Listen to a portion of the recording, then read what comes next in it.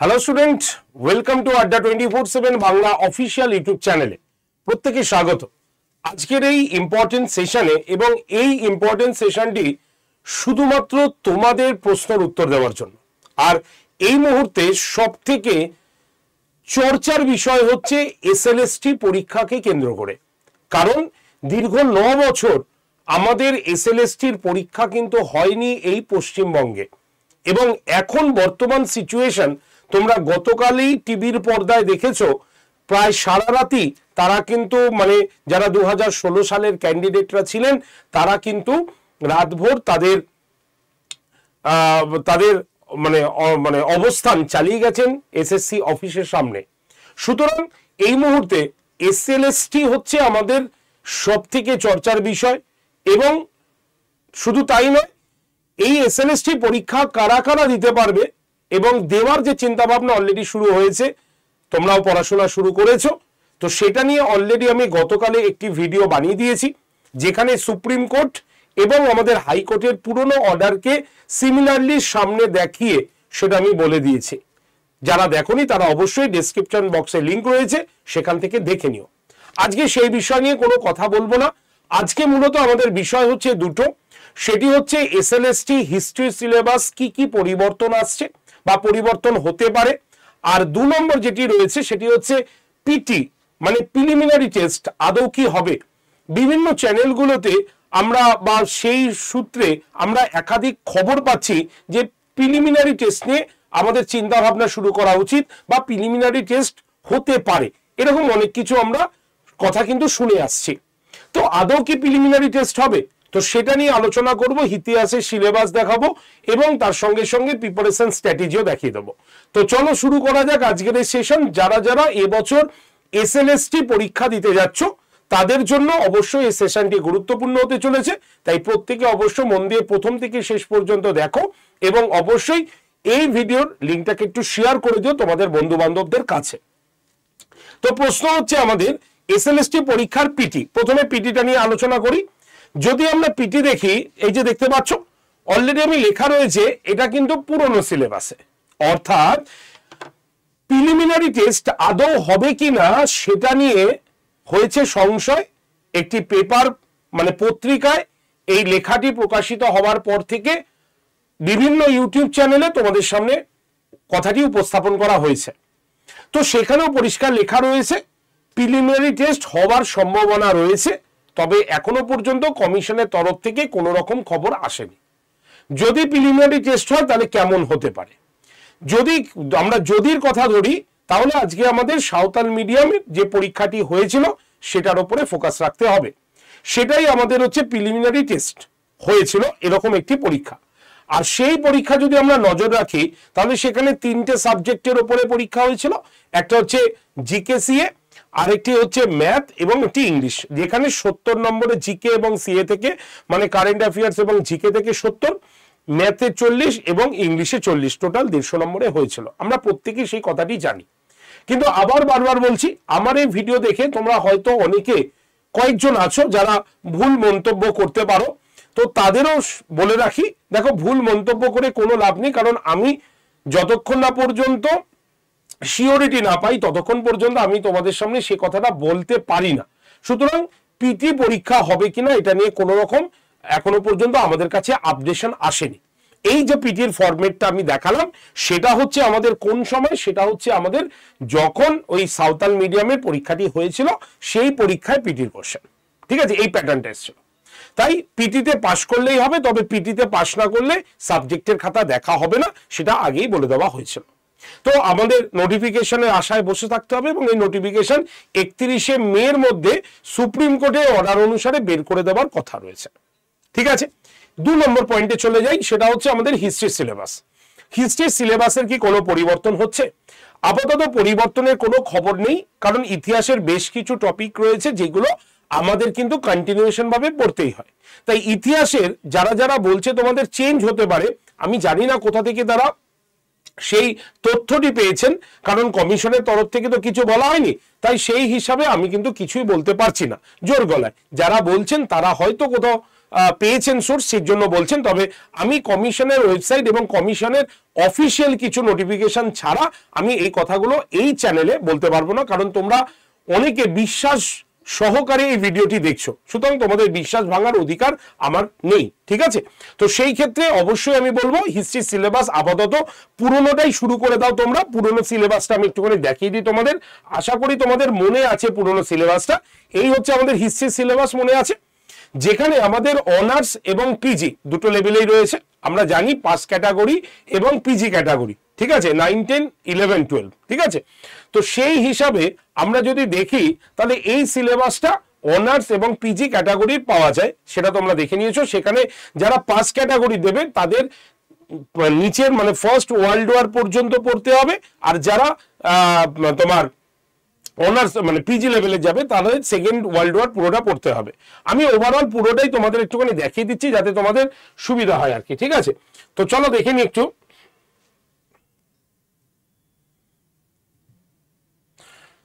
চলো আমরা একটু দেখে নিই কি কি আছে আমাদের হিস্ট্রি সিলেবাসের মধ্যে। দেখো হিস্ট্রি সিলেবাস যদি আমরা দেখি তাহলে কি কি আছে আমাদের, এই যে হচ্ছে হিস্ট্রি সিলেবাস টোটালি পুরো, যেখানে আমি তোমাদের একটুখানি দেখাবো features of Indus valley civilisation, decline of Indus valley civilisation, the Vedic civilisation, ষোড়শ Mahajanapada, Buddhism, Jainism, the rise and fall of Mauryan empire, Ashokan dharma, imperial Gupta, Pala and Sena dynasty. অর্থাৎ এনসিয়েন্ট পার্টটা এই জায়গাটা রয়েছে। মধ্যযুগে যদি চলে আসি, মধ্যযুগে আমাদের দিল্লি সালতানেট রয়েছে, স্লেভ ডাইনেস্টি, খলজি, তুগলক, ঠিক আছে, খলজি রেভলিউশন যেটা খলজি বিপ্লবের মধ্যেই হয়ে যায়, administrative structure under the sultanate including provincial government, the problem of theory, Vijayanagar empire. দেখো এখানে বাহুমনি কিন্তু নেই, সুতরাং এটাই রয়েছে। নেক্সট আমরা মুঘল যুগে চলে যাই। মুঘল যুগের সিলেবাস যেমন থাকে, বাবর থাকে, সেই বাবরই রয়েছে।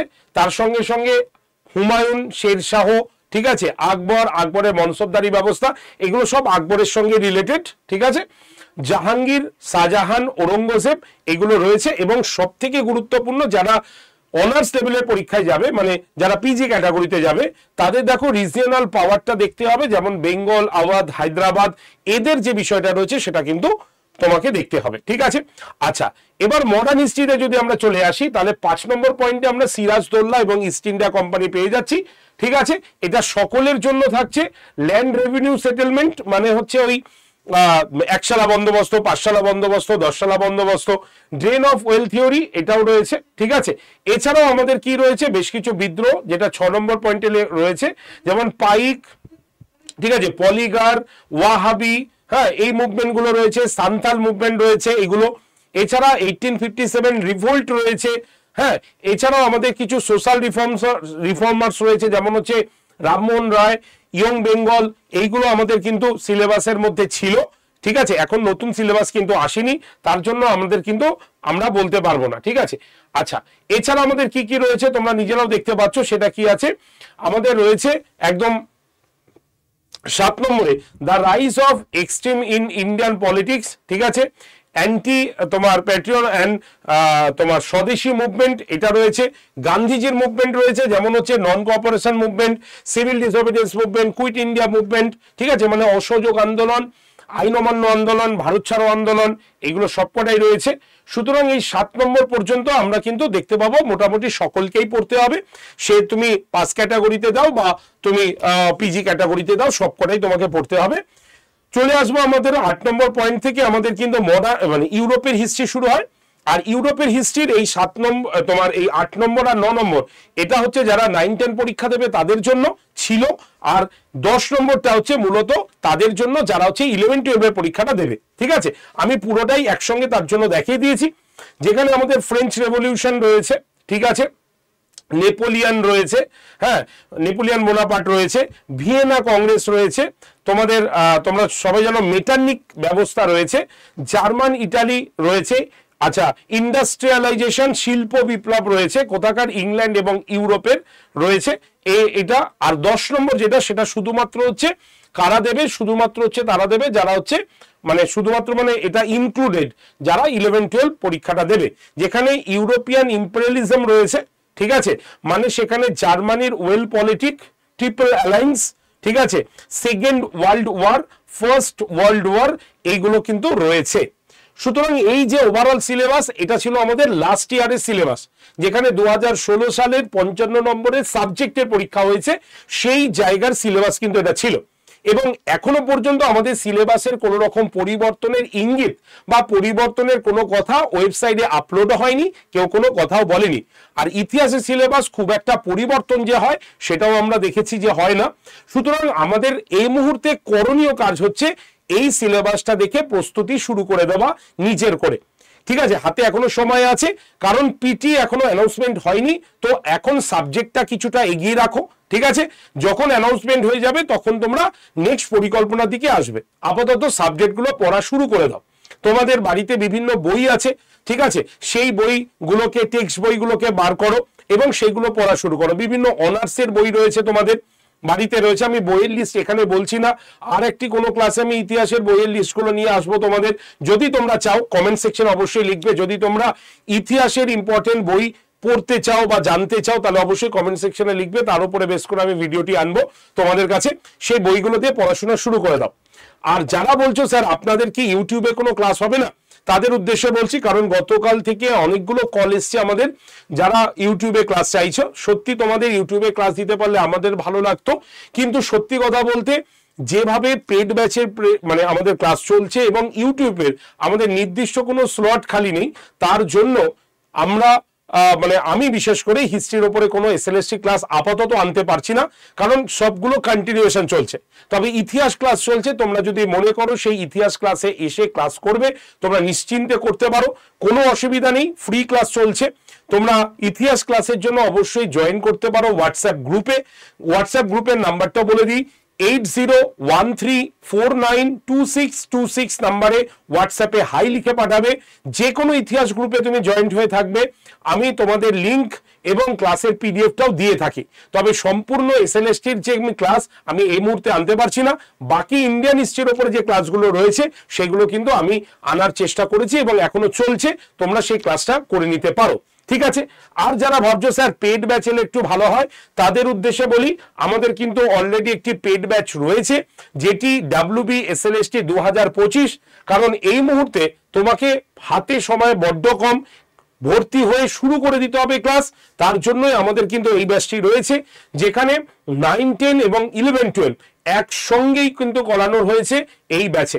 তোমরা যদি মনে করো যে আমাদের কাছ থেকে প্রস্তুতি নিতে চাও হিস্ট্রি, তোমার WB SLST 2025 হিস্ট্রির জন্য প্রিপারেশন নিতে চাও, তাদের জন্য কিন্তু এই ব্যাচটা রয়েছে।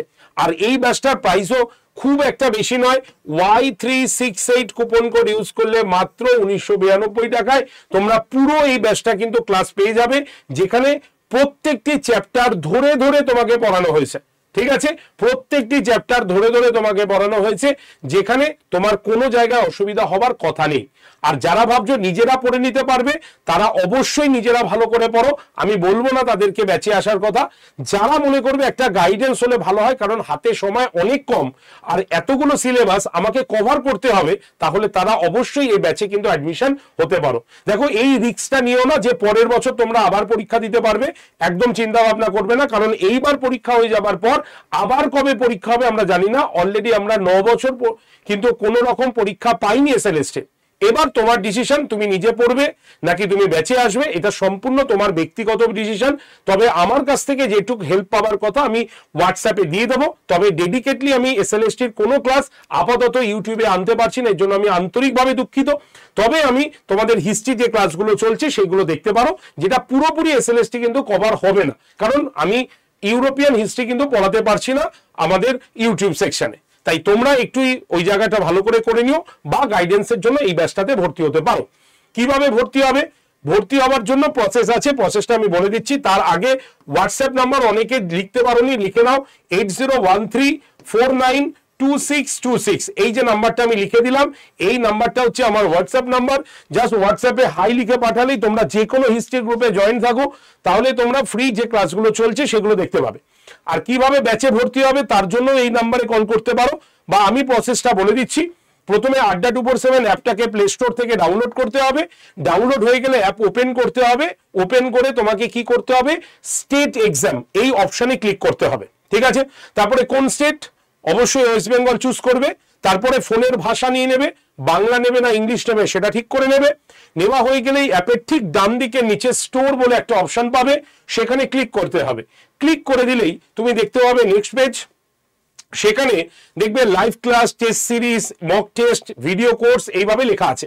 তুমি ভিডিও কোর্স অপশনে ক্লিক করে তুমি চলে আসবে এসএলএসটির এই ব্যাচটাতে। এবার ব্যাচে ভর্তির জন্য এই ছবিটাতে ক্লিক করলেই ব্যাচটা দেখবে ওপেন হয়ে গেছে। ওপেন হয়ে গেলেই সেখানে তুমি কি দেখতে পারবে, যেহেতু দেখবে ব্যাচটা ওপেন হয়ে গেছে, সেখানে তুমি দেখতে পাবে যে অফার্স অ্যান্ড ডিসকাউন্ট বলে একটা সবুজ রঙের বক্স আছে, যেখানে APR20 কুপন অ্যাপ্লাইড বলে লেখা আছে। তোমাকে কি করতে হবে, ওই সবুজ রঙের বক্সে ক্লিক করে নেক্সট পেজে যেতে হবে। সেখানে দেখবে একটা খালি বক্স আছে এরকম, যেখানে কি লেখা আছে এন্টার ইওর কুপন কোড। সেখানে তোমাকে লিখতে হবে কি, সেখানে লিখতে হবে Y368। লেখার পর ওই বক্সের মধ্যে তুমি কি দেখতে পাবে, অ্যাপ্লাই বলে একটা বাটন দেখতে পাবে, সেখানে ক্লিক করবে। তাহলে Y368 লিখে ঠিক তার পাশের অ্যাপ্লাই বাটনে ক্লিক করলেই তুমি কিন্তু দেখতে পাবে ব্যাচের দাম কমে গেছে। এবার বাই নাও অপশনে গিয়ে তোমাকে ইউপিআই এর মাধ্যমে পেমেন্ট করতে হবে। যদি তুমি ইউপিআই তোমার না থাকে, তুমি অন্য কারো সহযোগিতায় বা সাইবার ক্যাফ থেকেও ভর্তি হতে পারো। আর সেটাও যদি পসিবল না হয়, তাহলে এই যে নাম্বারটা দেখতে পাচ্ছ 8013492626, এই নাম্বারে কল করে নেবে ভর্তির আগে, বা এখানে ফোন করলে এরাই কিন্তু তোমাদের ভর্তি করে দেবে। ঠিক আছে, এবার ডিসিশন তোমার, ভালো করে প্রস্তুতি নাও। আর যারা যারা ইতিহাসের বেস্ট বই খুঁজতে চাইছো বা জানতে চাইছো, সেই রকম বুক লিস্ট তোমরা যদি জানতে চাও, অবশ্যই কমেন্ট সেকশনে লিখবে কারা কারা তোমরা এসএলএসটির বুক লিস্টের কথা জানতে চাইছো হিস্ট্রি। ঠিক আছে, তো চলো আজকের সেশন কিন্তু এইটুক পর্যন্তই রাখছি, আর সেশন এগোবো না, এখানেই শেষ করছি। যদি সেশনটি ভালো লাগে অবশ্যই লাইক শেয়ার অবশ্যই করে দিও তোমাদের বন্ধু বান্ধবদের কাছে, এবং প্রস্তুতি শুরু করে দাও, না হলে কিন্তু পরে সময় পাবে না। ঠিক আছে, ভালো থেকো, সুস্থ থেকো, টাটা।